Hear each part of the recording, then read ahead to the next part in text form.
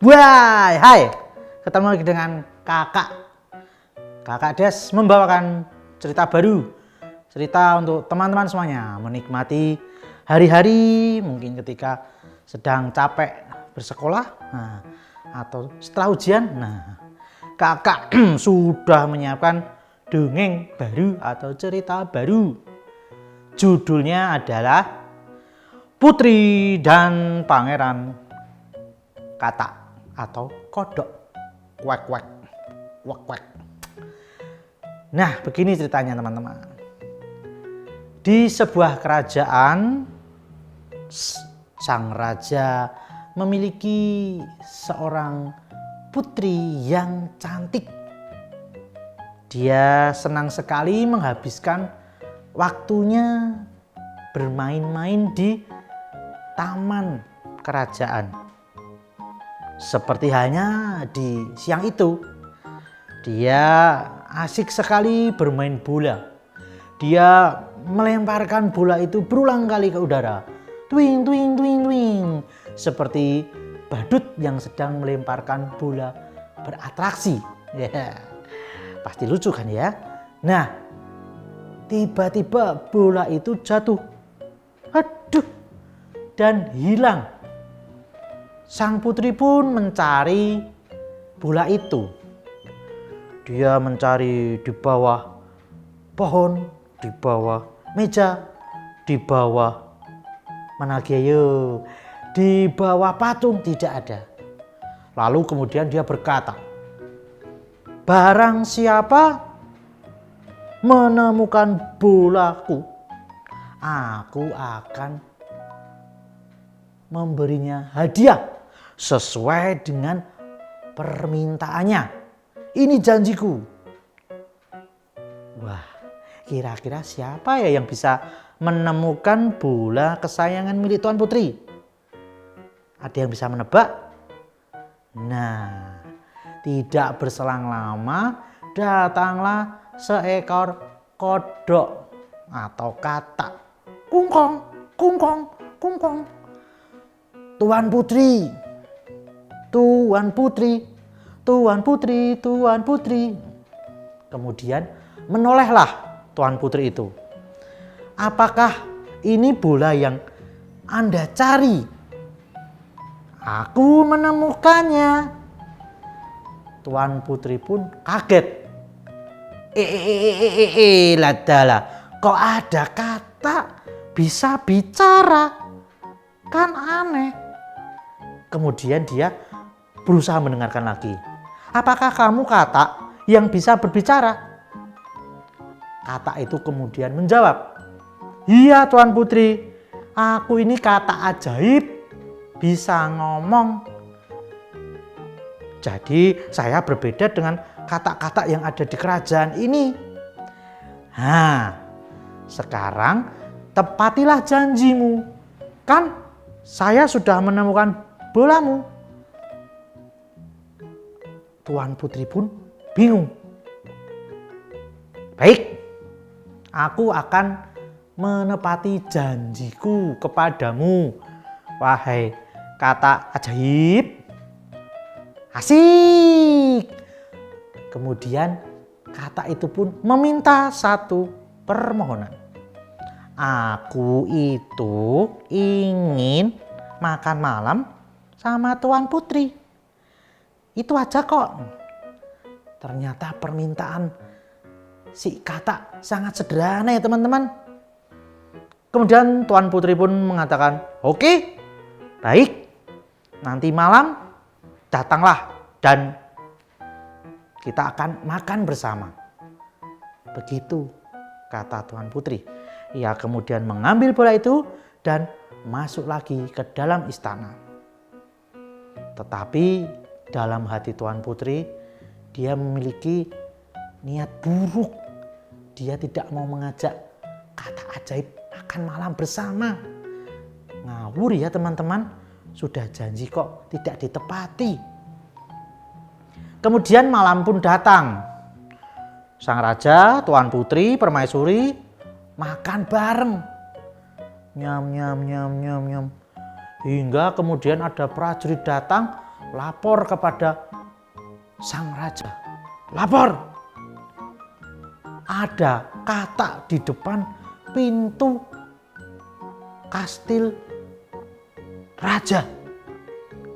Dia bisa berbicara dan dia ingin bertemu dengan raja. Raja yang sedang makan pun kaget. Apakah benar itu, prajurit? Jika benar, ayo kita ke sana. Kemudian prajurit bersama dengan sang raja pun menemui Katak itu. Halo raja, aku Katak ajaib. Tadi siang aku dijanjikan oleh putrimu yang cantik diajak makan malam bersama. Tetapi kenapa pintunya malah ditutup? Aku kan tidak bisa masuk. Hehehe. Begitu kata-kata. Baik. Sebagai raja yang bijaksana dan baik hati, aku akan mengajakmu makan malam. Ayo sini, ikut denganku. Tuan putri yang sedang makan cantik dan enak pun kaget. Kamu lagi? Katak yang tadi siang menemukan bolaku. Kenapa kamu di sini? Kan Tuan Putri janji mengajak saya makan malam. Kemudian sang raja pun marah kepada Tuan Putri. Hei anakku, jika kamu sudah berjanji, kamu itu harus menepatinya. Walaupun dia seorang katak, dia juga makhluk hidup. Kemudian Katak pun ingin makan satu meja dengan Tuan Putri. Sang raja pun kembali memberikan izinnya. Tuan Putri pun merasa jijik karena makan dengan Katak di dekatnya. Bisa dibayangkan kan teman-teman? Teman-teman lagi makan, di dekatnya ada Katak. Antara lucu-lucu dan gimana gitu ya. Nah, kemudian mereka pun akhirnya makan bersama. Acara makan malam pun selesai. Tuan Putri bergegas untuk tidur. Dan lagi-lagi Katak ajaib ini pun meminta untuk bisa tidur bersama Tuan Putri.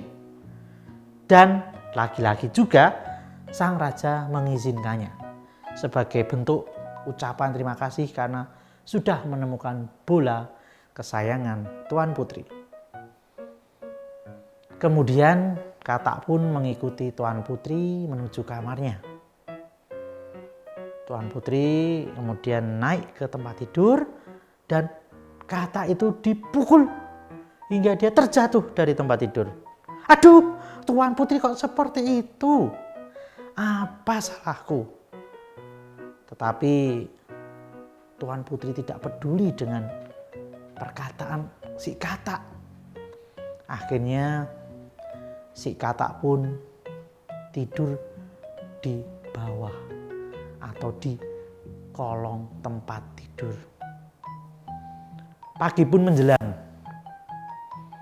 Matahari sudah bersinar. Kemudian Katak itu pun membangunkan Tuan Putri. Tuan Putri, sudah pagi. Yuk bangun yuk. Yuk semangat yuk. Nah, Tuan Putri pun kaget. Wah, kamu kenapa masih di sini Katak? Kamu seharusnya sudah kembali ke taman atau ke kolam, bukan malah di sini. Iya Tuan Putri, iya. Tapi tolong sekali, tolong. Satu permintaan terakhir atau kamu nanti akan menyesal jika tidak menepatinya.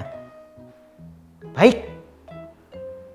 Lebih baik aku segera memenuhinya dan kamu pergi dari kamarku karena aku jijik.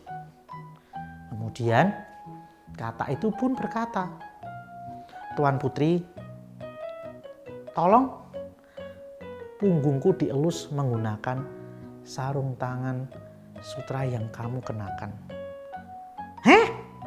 permintaan apa itu? Kamu semakin kesini semakin aneh, kata. Tolong Tuan Putri, terakhir kalinya. Dengan muka cemberut, Tuan Putri segera mengelus dan mengelus punggung Kata itu. Setelah itu, Kata itu berubah menjadi pangeran yang tampan. Nah, Tuan Putri pun terkaget. Wow, tampan sekali pangeran. Kemudian dari situ pangeran tampan pun mengucapkan terima kasih kepada Tuan Putri karena sudah membebaskannya dari kutukan penyihir yang jahat. Sebagai ucapan kebaikan juga dari sang pangeran, akhirnya dia pun menikahi Tuan Putri. Sang raja tentu sangat bahagia karena memiliki pangeran yang tampan dan juga memiliki keluarga baru. Begitulah akhir dari cerita Putri dan Pangeran Kata. Semoga cerita ini bisa memberikan teman-teman semangat untuk menepati janji, menerima kekurangan teman-teman yang lain, dan bukan malah menjauhinya.